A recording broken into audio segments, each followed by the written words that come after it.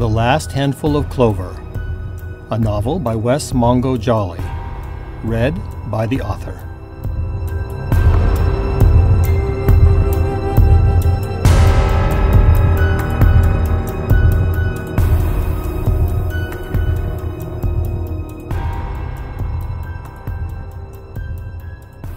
Chapter 21. Coffee, the darker the better. June 6th, 8:12 a.m. By the time Michelle arrived at Keith's house, the neighborhood was coming to life for the day. One thing you could be certain about in a Utah suburb on a beautiful summer day was that there would be a lot of kids running up and down the sidewalks and lots of Norman Rockwell-like scenes in the porches and the yards that you passed. On Keith's street alone, one guy was washing his car in his driveway, and a man was playing catch with his son in the yard right next door. If any place is stuck in the 1950s, Michelle thought, it's Utah. Not even a horrific murder in the neighborhood can upset the domestic routine. She waved to Keith's neighbors, some of whom she had met and some she had not. It didn't matter. In the avenues, everyone had a tendency to wave at each other when they passed. Michelle knocked at Keith's door, but then let herself in with a key. She'd always been careful never to do that when Richard was home, but Keith didn't seem to mind. "Honey, are you awake?" she yelled through the open doorway, even though the text message had said that he was. All the way over, Michelle had fought off the butterflies in her stomach, but seeing Keith standing behind the dining room table, she immediately felt better. He did it, she thought. He got through a whole night alone in this house, and he looks just fine. And he did, from a distance, but as she got closer, she could see that the smile on his face was forced, and the haunted look in his eyes hadn't diminished.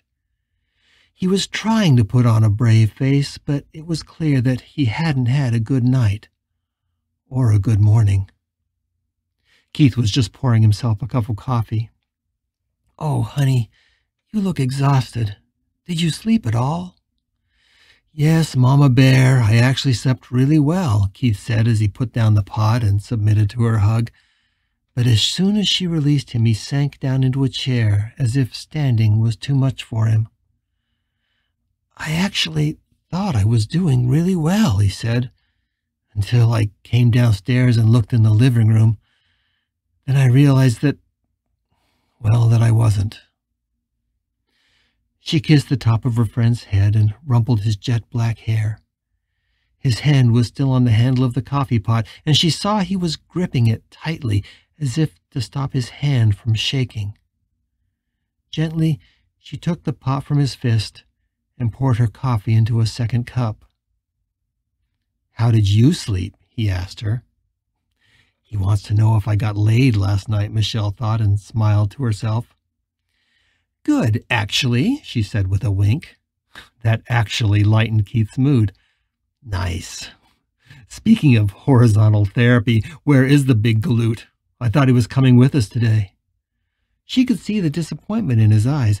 He really missed Pill. It was so clear on his face. The realization caused her a bit of a tremor. Would Keith now fall deeper into his affection for her husband now that Richard was gone? She wouldn't mind, but she worried how each of them would handle Keith's emotions if that happened. If nothing else, Keith's love for Richard had kept his feelings for Pill in perspective. What happened now? "He'll be here tonight. He has to work, but he promised he'd come with us to the funeral home." She took his hand. "You miss him a lot, huh?" "Yeah, I guess I do. It just feels like we're not the Three Musketeers without him. And you and I haven't been great about keeping ourselves from melting down the past few days. I think he helps." "He does indeed." She paused a moment and changed the subject. "I was really worried about you being here by yourself last night. But Pill said you'd be fine, and I think he was right."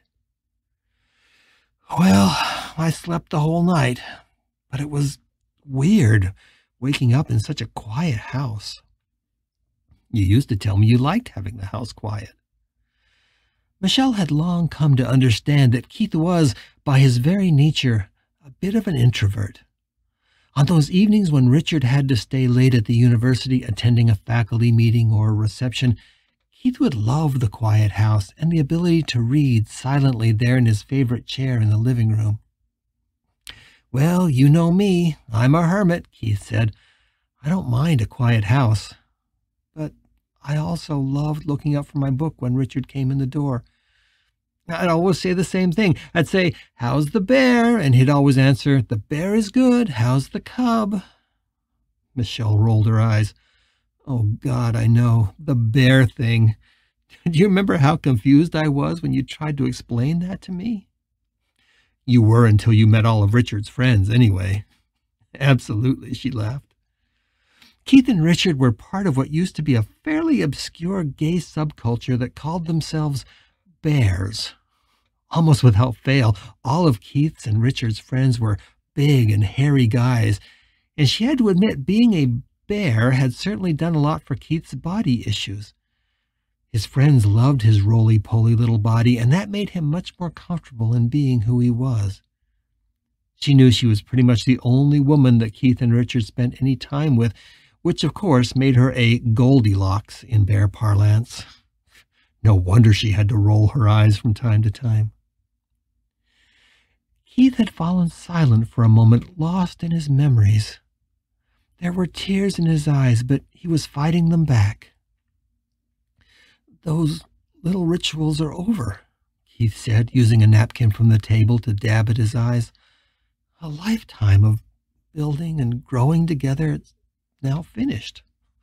All those shared memories, all those shared jokes, all the things we agreed about and all the things we fought over, all the plans we made, it's all gone now." She almost told him differently, but she knew it would sound as false as it was.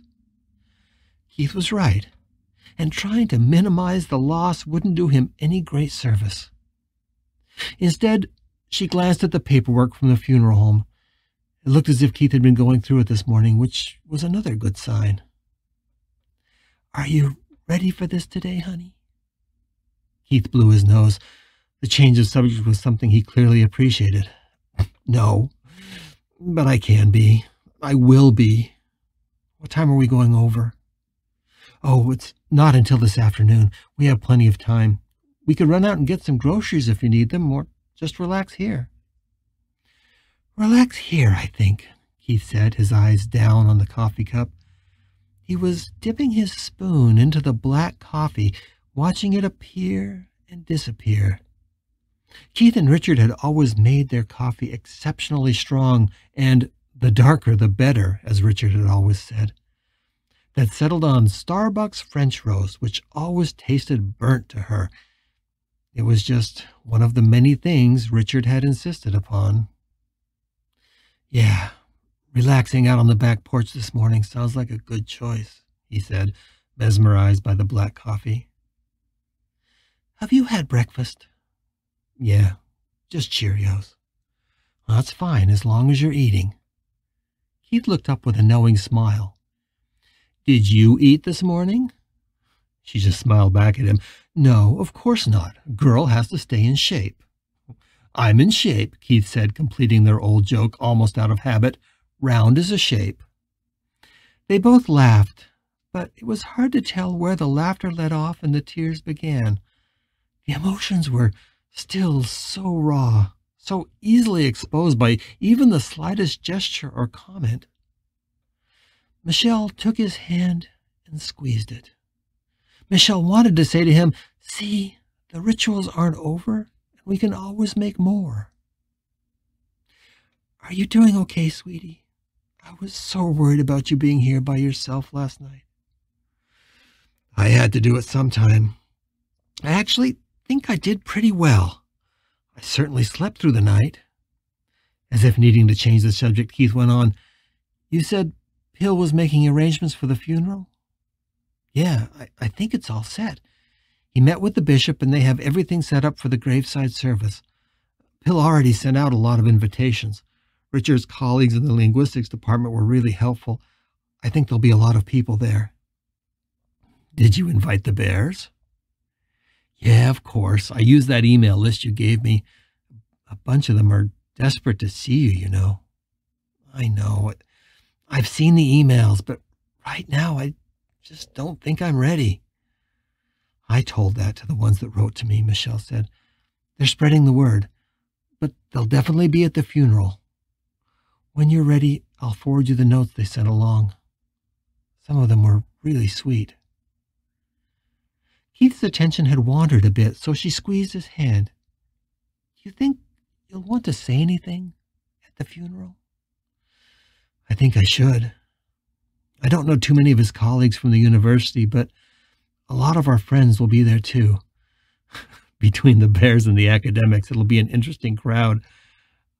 I should say something, but I'm not sure what. Michelle said, I can't believe I haven't asked you this, but in all that we've been going through these past few days, I haven't. Have you told your mother and sister what happened? Maybe your sister could drive up here from Las Vegas. No, I haven't told them. That's one bit of drama I don't want to face yet. My mom was never very supportive of my being gay, and she's never met Richard. She knew about him, but it would just seem strange to have her here. My life with Richard was never something she had anything to do with, and I don't think I want her to start now. But, honey, she needs to know. Don't you think she'll want to be here for you? Keith had a wry smile on his face, showing that there was a lot more going on with his family than he wanted to get into. After a moment, he just said, Remember, Mish, not all families are like yours. We're definitely not the big, happy Mormon family. He paused for a moment, like he was trying to find a way to say what was on his mind. My family has always been Richard and you and Pill. Now it's just you and Pill. And that's fine. It's all I need. And your bear friends, Michelle added. Keith had to think a minute. No, they're good guys, but they're not family the way you and Pill are. I think Richard would have told you differently. To him, gay friends were much more important. Maybe that's because of the years he was an activist in New York. Well, probably. Being gay was more central to his identity than it ever was for me. Probably because he was older. Michelle wanted to question him about that, but she didn't. She thought he was probably right. Keith had engaged in all the social stuff with their friends, mostly for Richard. Keith would have been happier just staying at home, the two of them, and reading books in bed together. Besides, she understood. She felt it too. She loved her mom and dad and sisters, and they had other friends too. But in the final analysis, her chosen family was just Pill and Keith. It was a family every bit as real, and perhaps more so, than her biological family. She asked, And what about Richard's family? We can take care of inviting them to the funeral if you want to give us a list of who to contact. Well, Richard's family's pretty small, too. His father died when he was just a teenager, and his mother's been dead for 30 years, too. Michelle knew the story. This was the house that Richard Pratt had grown up in, and he had come back to it after his mother had died, and he got a teaching job at the university. He had promised he would never come back to Utah, and he always said when he told the story that he was surprised to be here. Michelle understood that, because she too never felt like Richard belonged in Utah.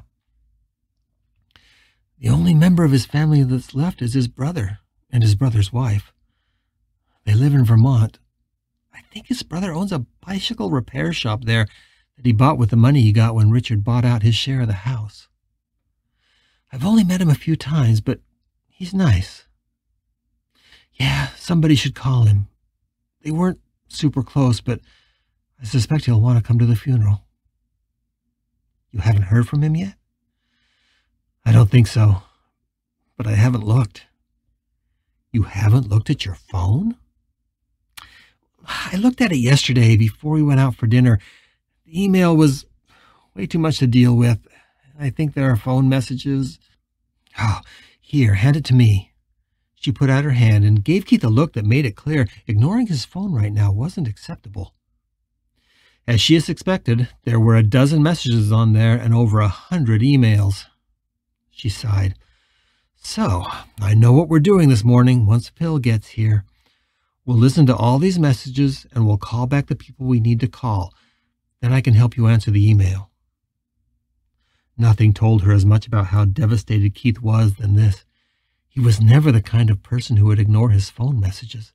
He was always a stickler for responding to people. Speaking of responsibilities, she said, putting his phone down on the table, Phil says he talked to your boss at the university and confirmed you have at least 10 days of bereavement leave. More if you need it. So far you've only taken 3, so you have a lot more. Today is Saturday, so by my calculation, you don't need to go back to the library for at least another week. That was really nice of Phil, but I think I'll go back earlier. In fact, probably within a couple days.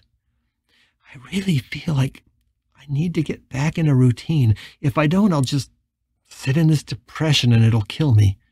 He winced at his own use of that word. I mean, it'll just make me more depressed. Going back will be good for me. Okay, just take your time. Nobody's in a hurry. I guess nobody but me, he agreed. Bill says your boss relayed best wishes from all your coworkers. They'll be sending flowers to the funeral, and they want to know if there's anything else they can do. He was mesmerized by his coffee again and didn't respond. The spoon dipped into the steaming cup and then slowly reappeared as if emerging from a dark room. And Michelle suddenly realized that Keith was drinking his coffee black, the way Richard did. I know this probably sounds a bit out of the blue, she said, but did you turn on the news last night? The question startled him a bit and he looked up from his coffee. No. Why? Well, there was a big incident last night at Valley Fair Mall, at the theaters there. A pilot from Dugway went crazy with a knife and a bunch of people are dead, even more wounded. It was all over the news last night. I'm glad you didn't turn on the TV. It was the last thing either of us needed. Keith looked perplexed. That hardly ever happens in Salt Lake City. I guess it happens everywhere now. Keith looked suddenly frightened. Yeah, but don't you feel it? It's like something has changed. It's like some kind of poison got into the air or something. The cops can't explain why that boy shot Richard, and now this. It's just coincidence, honey. It's America. This stuff is happening everywhere now. It doesn't feel like it. I don't know why, but something feels out of whack, like the city is a washing machine that's out of balance and about ready to fly apart. Michelle felt a tug of recognition in her gut. I guess it's natural to feel that way after something happens like this. I feel it too. You can't have something this violent happen to you and not feel like it upsets everything. But I think we have to fight it. It's the same world we lived in before. We can't let that despair take root. It doesn't feel like the same world. I know, but it will be, eventually. She got up from the table and took her empty coffee cup to the sink. Keith was still staring into his. You should drink your coffee. I know you get headaches if you don't have it. Okay, he took a sip. It's weak. I didn't have enough to make a good pot. If we go to the store, we need to put coffee on the list. Let's make a list now, she said, pulling the magnetic pad off the side of the refrigerator. It'll help us kill the time until Pill gets here. But Keith didn't seem to be listening. He was still toying with his coffee. The spoon dipped into the liquid like a fountain pen, there 1 minute and then gone. He took the spoon out of the coffee and sat mesmerized as the dark ink of the blackness swirled slowly around in the white porcelain cup.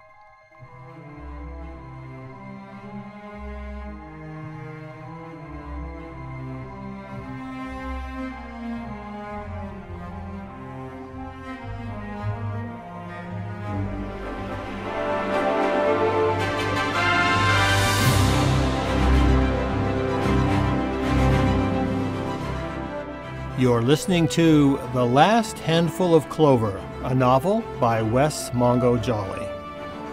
If you're enjoying this audiobook, please consider supporting the author on Patreon. That's patreon.com/Wess Mongo Jolley.